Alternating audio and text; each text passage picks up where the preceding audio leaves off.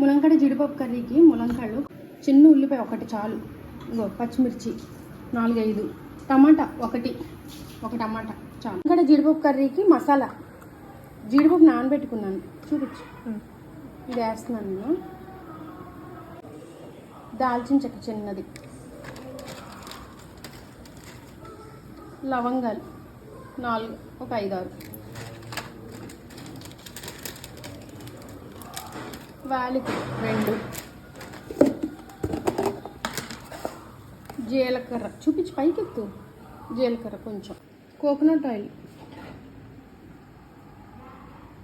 కొంచెం పడుతుంది. నెక్స్ట్ ఉల్లిపాయలు, పచ్చిమిర్చి. ఇది ఉల్లిపాయలు ఇలా ట్రాన్స్లూసెంట్ చూపించి, ఇక్కడ చూపించు. ఇలా ట్రాన్స్లూసెంట్ అయిన తర్వాత టమాటా ఒకటి వేసుకుంటాం.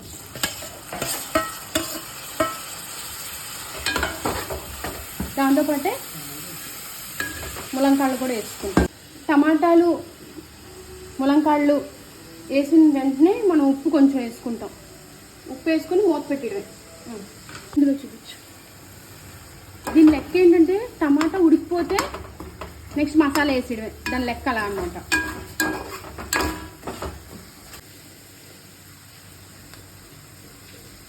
ఒక్క స్పూను అల్లం వెల్లిపాయ పేస్ట్ చాలు.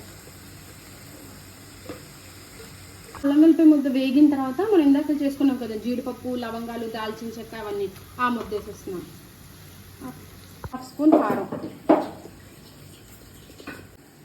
మీ దగ్గర మా పచ్చిపప్పు ఉంటే దీన్ని వేపి మనం అందులో యాడ్ చేసుకోవాలి. నా దగ్గర అయితే వేపిన జీడిపప్పు ఉంది కాబట్టి నేను ఇదే డైరెక్ట్గా యాడ్ చేసుకుంటాను. ఏ కూరైనా వేగింది అంటే ఇలా నూనె పైకి తేలాలి. ఎప్పుడైనా మసాలా వేసినప్పుడు నూనె పైకి తేలాలి, మరీ మారిపోకూడదు. మసాలా నూనె పైకి తేలినప్పుడు ఈ జీడిపప్పు కొంచెం ఎంతకంటే అంత నేను కొంచెం వేసుకుంటున్నాను.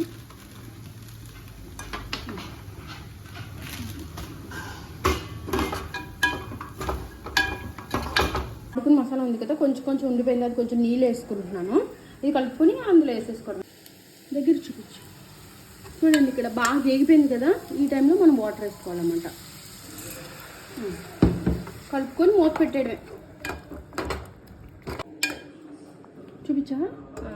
ఇప్పుడు ఈ పాయింట్ మనం ఉప్పు కారం చెక్ చేసుకుంటాం కలిపిన తర్వాత.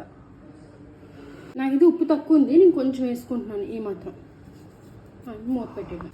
ఇగో అయిపోయింది. ఈ కూరని కూడా డిష్ అవుట్ చేశారు. ములంకాడ జీడిపప్పు కర్రీ.